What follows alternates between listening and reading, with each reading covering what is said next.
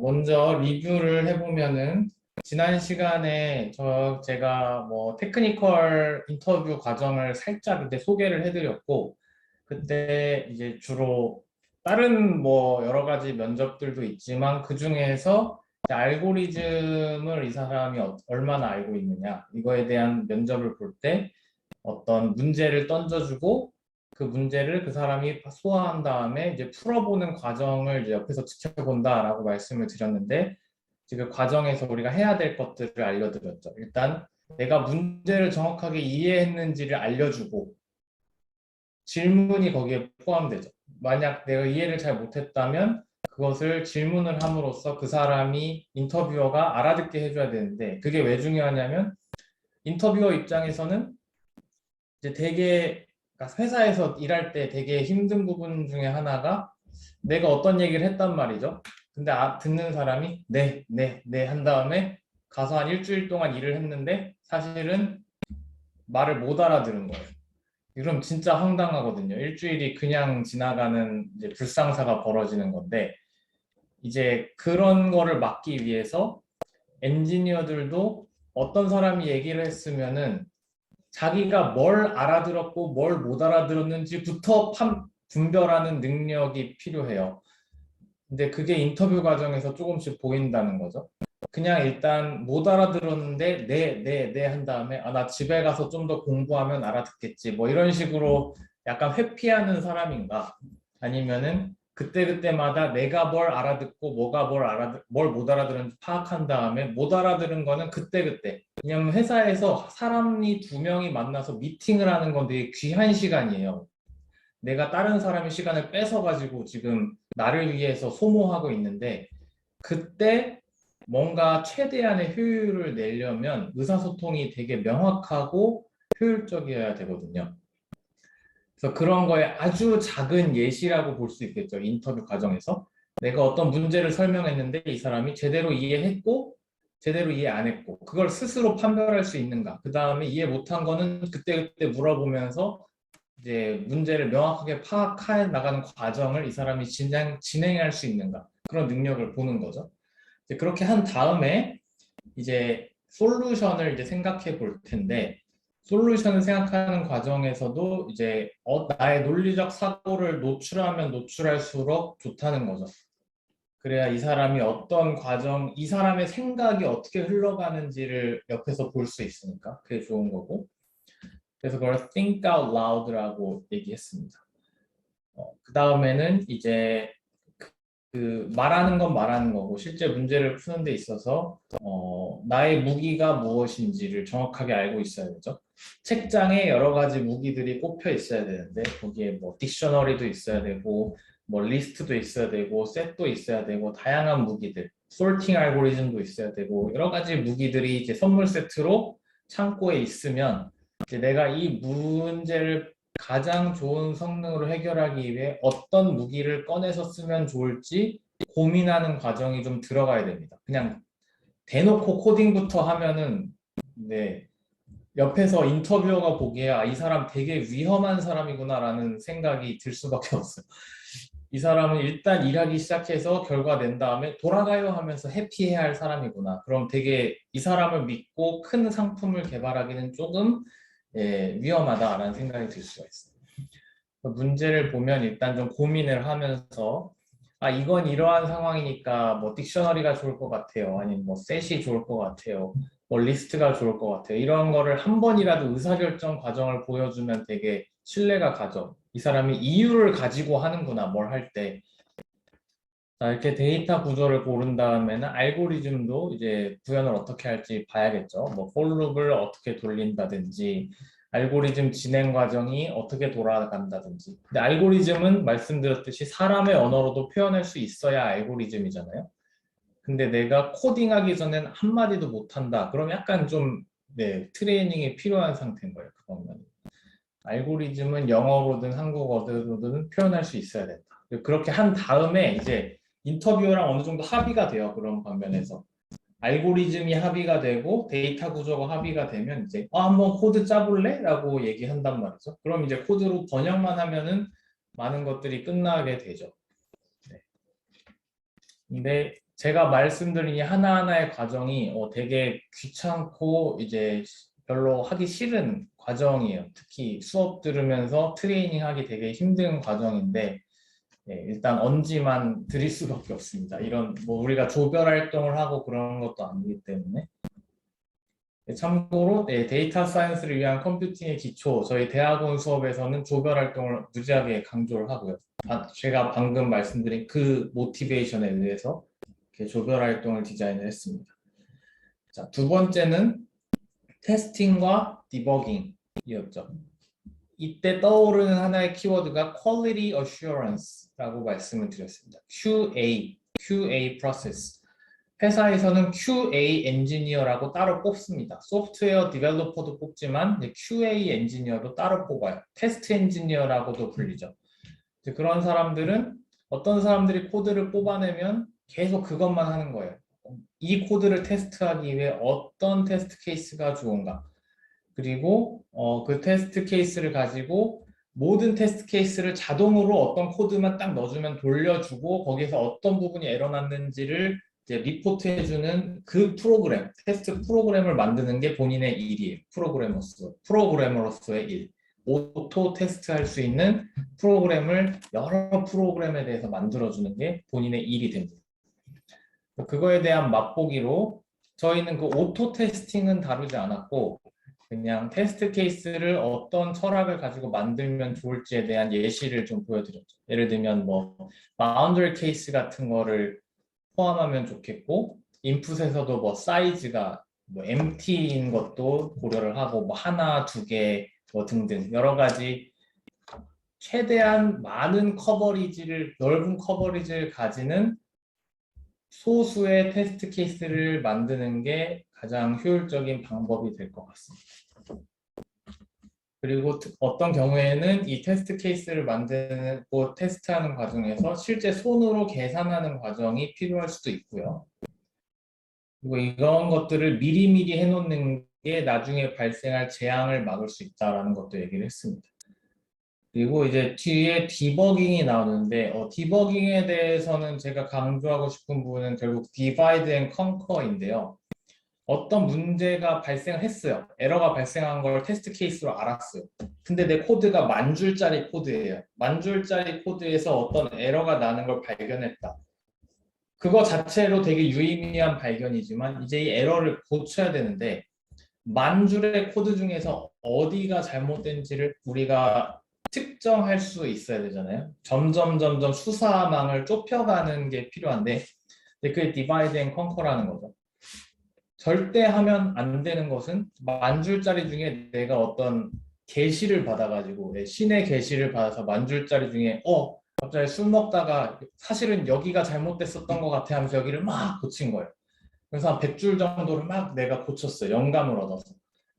그러고 나서 다시 테스트를 하면 거의 99.9% 다시 틀릴 거다. 그러니까 그런 나의 영감과 아이디어에 기반한 디버깅보다는 시스테매틱하게 근거를 가지고 포위망을 좁혀가는 게 중요합니다. 그래서 제가 말씀드렸던 아주 기초적인 방법은 프린트를 하는 거죠. 계속 내가 100줄짜리 코드를 테스트하고 싶으면 0번째 줄에서 프린트를 한번 하고 100줄에서 프린트를 한번 한 다음에 그럼 0번째 줄에서는 초기 인풋이니까 당연히 내가 예상한 결과가 나올 거고 100번째 줄에서는 에러가 난 상황이니까 당연히 틀린 게 나오겠죠. 그런데 여기 좀 더 줄이는 거예요. 예를 들면 100번째 줄에서 90번째 줄로 올려요. 그래서 프린트를 한 번 더 해봐요. 근데 그래도 여전히 90번째 줄에서 내가 기대한 아웃풋과 다르다. 그러면은 여기도 여전히 에러가 있네. 그럼 또 위로 한번 올라가요. 그래서 점점 위로 올라가다가 어느 순간 갑자기 내가 예상한 인풋 아웃풋과 비슷하게 나왔다. 그러면 이제 그 사이에 잘못된 악마가 숨어 있는 거죠. 그래서 프린트를 이렇게 막 소유망을 좁혀가면서 하다가 중간에 딱 잡히는 그 부분에서 에러를 우리가 수정하면 됩니다.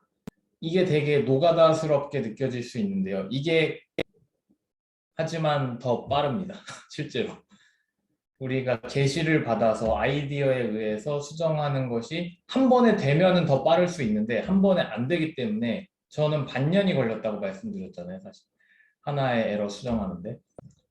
근데 그거를 나중에 제가 그때 컴퓨터를 잘 모를 때였는데 컴퓨터를 잘 하는 친구가 결국 프린트로 체크해 보라고 해서 프린트로 체크한 다음에 한 2, 3일 만에 잡았어요.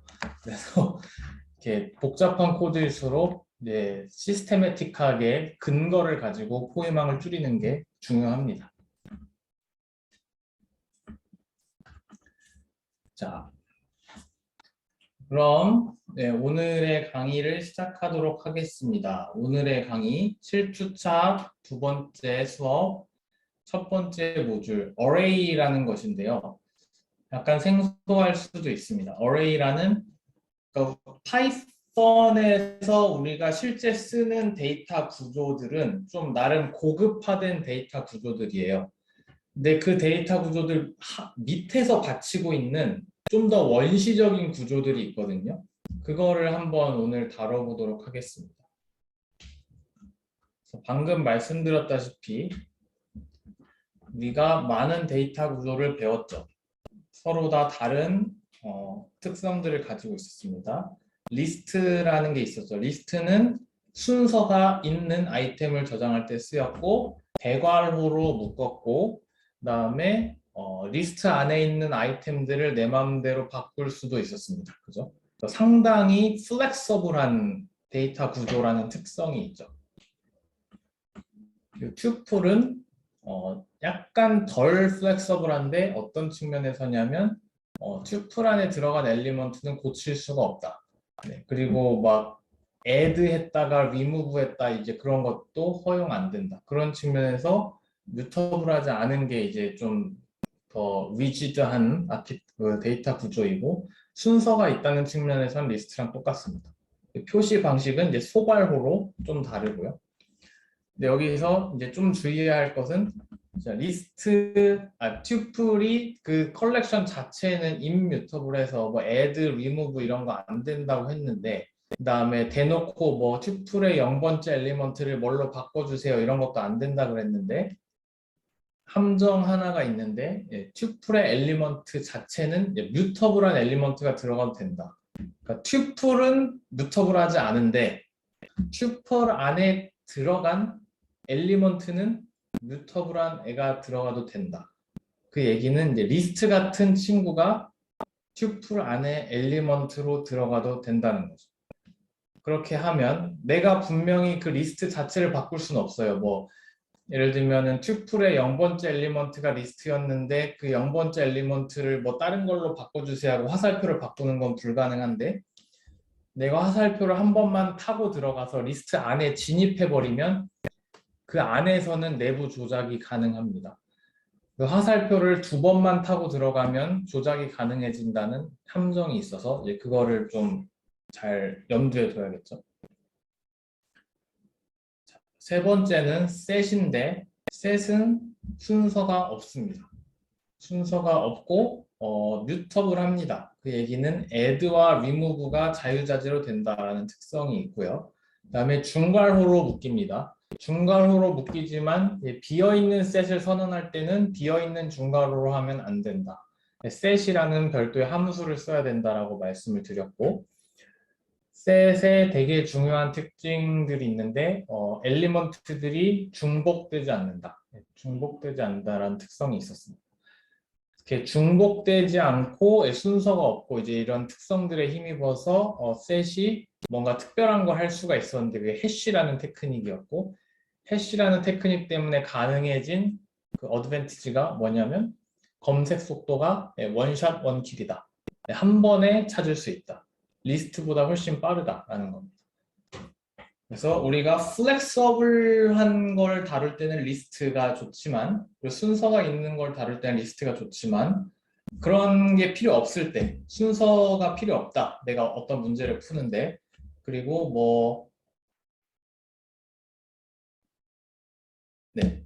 순서가 필요 없고 딱히 뭐 엘리먼트가 중복되지도 않는다는 걸 내가 문제를 읽었을 때 확인했다. 그러면 셋을 쓰는 게 빠르겠죠. 검색 속도를 빠르게 하기 위해서. 그리고 딕셔너리라는 게 마지막으로 있었는데 딕셔너리는 이제 엘리먼트 자체가 키와 밸류의 한 쌍으로 이루어져 있다라는 게 특징이었죠. 그래서 뭐 리스트는 원래 0번째 엘리먼트, 첫 번째 엘리먼트 이런 식으로 순서를 키로 쓰는데 딕셔너리는 완전 제3세계에서 등장한 키를 써서 검색할 수 있다는 게 되게 파워풀한 거였어요. 뭐 키에다 제 이름을 넣어도 되고 뭐 키에다가 어떤 수업 이름을 넣어도 되고 뭐 그냥 자기 맘대로 키를 정하는 거거든요. 그래서 아무거나 키를 정해서 그걸로 검색할 수 있다. 그런 파워가 있어서 제가 저번 시간 알고리즘 디자인할 때 네, 그런 특성을 사용해서 딕셔너리를 이용해 문제를 푼 적이 있죠. 그리고 이제 순서가 있는데 이 순서는 큰 의미가 있다기보다는 그냥 먼저 들어온 순서대로 저장을 하는 그런 아키텍처를 갖췄는데 이게 우리가 쓸 때 뭐 엄청난 의미가 있다기보다는 이게 딕셔너리를 좀 가볍게 만들기 위한 좀 하위 계층, 그 개발자 입장에서의 트릭입니다. 이거는 사용자 입장에서 뭔가를 느낀다기보다는 딕셔너리를 메모리를 조금만 소모하면서 구현하기 위한 이제 개발자의 노력에 의해서 이제 올더드가 되었다고 보시면 되겠습니다. 그리고 딕셔너리는 각 엘리먼트들을 바꿀 수 있죠. 근데 바꿀 수 있는데 키를 바꾸는 게 아니라 밸류만 바꿀 수 있습니다. 그죠? 그러니까 키는 임뮤터블하다고 봐야 되고 밸류는 뮤터블하다고 볼 수 있겠죠. 딕셔너리라는 콜렉션 자체도 뮤터블합니다. 새로운 키 밸류 페어를 넣었다 뺐다 하는 것도 자유자재로 될 수 있고. 네. 이런 특성들을 내가 헷갈리지 않고 명확하게 파악을 해야 어떤 문제를 딱 접했을 때 뭘 언제 써야 될지 상황 파악이 된다. 다시 한번 강조하겠습니다. 그리고 이제 저희가 데이터 스트럭처를 이제 쓰고 있잖아요. 쓰고 있는데 단순히 데이터를 저장하는 상태로만 저에게 데이터 구조를 제공하는 게 아니라 파이썬 개발자들이 되게 친절하게 이 데이터 구조를 가지고 우리가 놀 수 있도록 다양한 메소드들을 제공하고 있잖아요. 그걸 바탕으로 리스트는 리스트 메소드, 셋은 셋의 메소드, 다양한 거를 써서 우리가 검색도 하고 막 재정렬도 하고 여러 가지를 하는데 그런 것들이 있었죠. 대표적으로 append, pop, insert, remove, 뭐 get size 뭐 등등 이런 게 있었는데 앱스트랙션이 너무 잘 돼 있어서 저희는 얘네들이 어떻게 구현되었는지 관심도 없고 알 필요도 없이 그냥 쓰기만 했었다는 거죠. 그런데 오늘은 약간 더 깊이 들어가 보자. 이게 동기입니다. 개발자 입장으로 조금 더 들어가서 이 사람들이 어떻게 이런 메소드들을 구현해 내었는가를 한번 살펴보도록 하겠습니다. 먼저 리스트의 하부 구조를 한번 볼게요. 리스트의 하부 구조. 그게 array거든요. array라고 하면 되게 특이한 데이터 구조인데요. 저희가 그 파이썬 초반에 할 때 이런 얘기 했잖아요. 어사이먼트 한 번 하면 이 정보를 저장하기 위해서 메모리 박스가 하나 생긴다. 집이 하나 생긴다. 그리고 그 안에 이제 인티저 오브젝트 A를 저장한다. 뭐 이런 얘기를 했어요. 근데 그건 하나하나에 대한 메모리 집들이고 내가 예를 들면 그룹화해서 10개를 통으로 선언하고 싶으면 메모리 집이 10개가 필요하잖아요. 근데 그 10개에 대해서 어떤 서로 엮여 있다는 규칙이 있어야 좀 검색하기도 편하고 그럴 거잖아요. 그래서 array라고 하는 거는 규칙이 있어요. 여러 개의 엘리먼트를 그룹화해서 딱 메모리 공간에 저장하고 싶은데 어떤 규칙을 가지냐면 순서대로 말 그대로 메모리에서 옆집에다가 위치를 시킵니다. 옆집에다가. 중구난방으로 여기저기에다 저장을 하는 게 아니라 첫 번째 엘리먼트가 101호에 살면 두 번째 엘리먼트는 바로 옆에 102호에다가 위치시키고 그 다음 건 103호에다 위치시켜서 메모리 단에서의 주소가 하나만 증가하면 바로 그 다음 엘리먼트에 진입할 수 있는 거예요. 이렇게 하는 게 이제 네이버링 했다고 하는 건데 이런 규칙을 딱 부가함으로써 얻을 수 있는 이득이 뭐냐면 첫 번째 엘리먼트가 어디 살고 있는지만 알면 임의의 그 순서, 뭐 5번째, 10번째가 어디에 살고 있는지 내가 따로 조사 안 해도 바로 알 수 있다.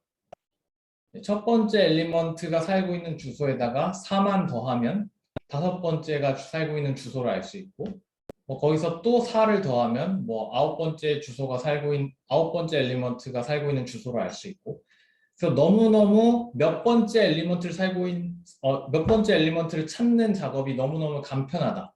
여기저기 우주 공간에서 헤맬 필요가 없다라는 게 아주 파워풀한 장점입니다.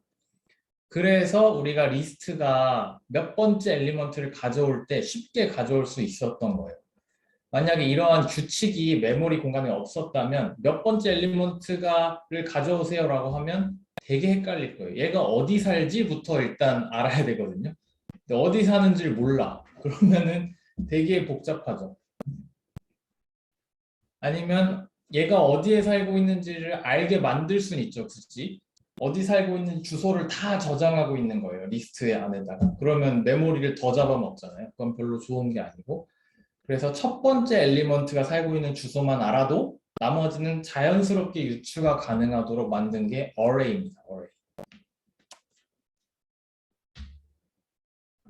근데 이제 얘 특징 중에 뭐 장점이자 단점인 건데, 자, 어레이는 처음에 메모리에 선언할 때 딱 숫자를 정해야 돼요. 몇 개, 10개면 10개, 20개면 20개 딱 정해야 돼요. 왜냐하면 메모리가 중간중간에 막 다른 사람들이 다 살고 있어요. 아파트에 여기저기 이미 사람들이 살고 있는데 내가 10개면 10개라고 딱 정해줘야 10개의 집이 연속으로 비어있는지를 검증을 하러 다닐 거 아닙니까?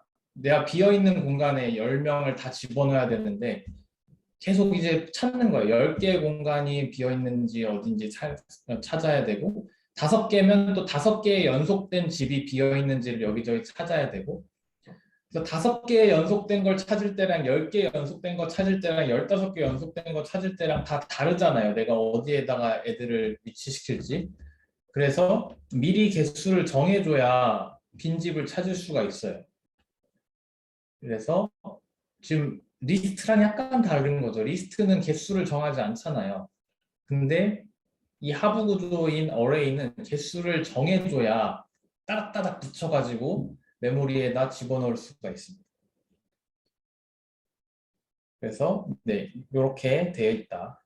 그 n개의 픽스된 엘리먼트를 가지고 있고 그 다음에 시퀀스로 우리가 액세스가 가능하다. 몇 번째라고 액세스가 가능하다.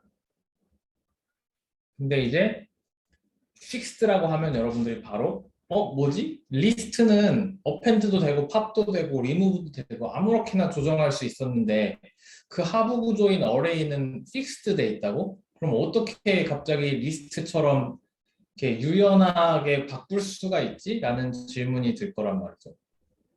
그래서 네, 리스트와 어레이 사이에 이런 간극이 있어요. 간극이 있는데 이거를 어떻게 메꾸냐면 이제 개발자들이 어레이 리사이징이라는 테크닉을 개발해서 넣어놨기 때문에 이제 어레이라는 그 원시적인 데이터 구조를 써서도 리스트처럼 고급화된 동작을 할 수가 있는 겁니다. 리사이징이 뭔지 한번 얘기를 해볼게요. 리사이징을 하는 데 있어서 이제 우리가 고려해야 될 거. 자, 어레이는 랭스가 고정되어 있어서 두 가지의 문제가 있어요. 첫 번째 문제는 항상 고정되어 있으면 두 가지 문제거든요. 너무 많거나 너무 적거나 두 가지 문제가 발생해요. 그래서 나는 지금 라지 n개의 어레이를 선언했는데 실제 프로그램하면서 쓸 거는 스몰 n개다. 10,000개짜리 어레이를 선언했는데 난 10개만 쓸 거야. 그러면 메모리 공간이 너무 낭비되잖아요. 그래서 안 좋고 또 거꾸로는 내가 한 11개를 쓰고 싶었는데 10개짜리 어레이를 선언해서 아쉽게도 11번째 어레이 엘리먼트는 넣을 공간이 없다. 그럼 또 쓸모 없어지잖아요. 그래서 차거나 부족하거나 둘 중 하나의 상황이 발생합니다. 그래서 리사이징이 필수가 되는데 리사이징은 되게 고급 테크닉이 아니라 되게 무식한 테크닉이에요. 어떻게 하는지 보여드릴게요. 자, 제가 만약에 l.append 3를 했단 말이죠. 그래서 지금 이렇게 어레이가 꽉 차 있었어요. 꽉 차 있는 상황에서 내가 3이라는 밸류를 추가하려고 하면 할 수가 없잖아요. 그래서 어떤 일이 일어나냐면 리사이징이 일어난다. 리사이징이 뭐냐면 완전 브랜드 뉴 어레이를 예를 들면 11개짜리로 리사이징을 하겠다 그러면 이제 10개짜리는 다 까먹고 11개의 브랜드 어레이를 새로 빈집을 찾아가지고 만들어 놔야 돼요. 11개의 연속된 빈집을 찾아야 돼요. 다시 찾아서 여기가 비었네 하면 여기다 딱 넣어서 11개를 쫙 위치를 시켜놓고 그 다음에 뭐 하냐면은 원래 있던 10개 있는 밸류를 다 복사해 간다. 11개의 새로운 빈 공간을 찾은 다음에 다 복사하고 그다음에 얘는 하나 남아 있잖아요. 마지막 거. 여기다가 이제 내가 어펜드 할 3이라는 친구를 복사한다. 그러니까 되게 무식한 방법이에요. 메모리 공간 새로 찾고 거기에 밸류 다 카피하는 게 리사이징이거든요. 리사이징은 비싼 작업입니다. 메모리 박스를 새로 만들어야 되고 카피도 다 다시 해야 되고 그래서 비싸요. 그래서 또 질문이에요. 리사이징을 한 번에 하나씩만 하는 게 과연 좋은 거냐?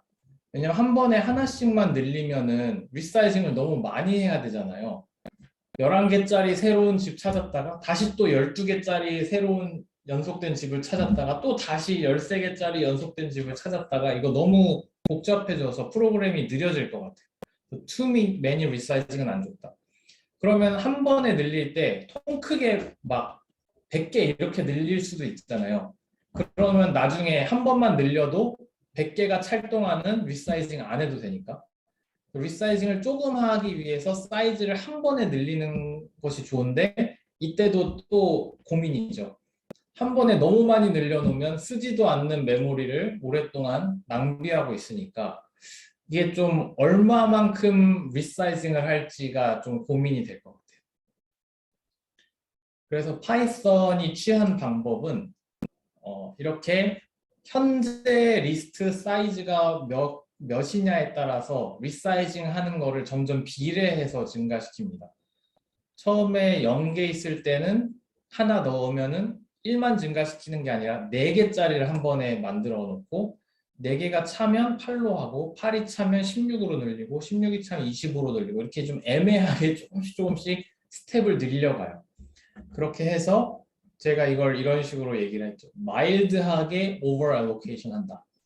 한 번에 하나만 증가시키는 것도 아니고 100개를 증가시키는 것도 아니고 마일드하게 뭐 10개, 12개 뭐 이런 식으로 증가를 시키면 리사이징을 조금만 하면서도 메모리 낭비를 막을 수 있다. 뭐 이런 겁니다. 근데 이제 어쨌든 이렇게 열심히 리사이징을 하는 테크닉을 개발하긴 했는데 그럼에도 불구하고 이제 어레이는 단점이 있는 건 아시겠죠? 어쨌든 막 어펜드를 하고 리무브를 할 때 메모리가 낭비가 되거나 뭐 리사이징을 하거나 그런 좀 부담이 있다.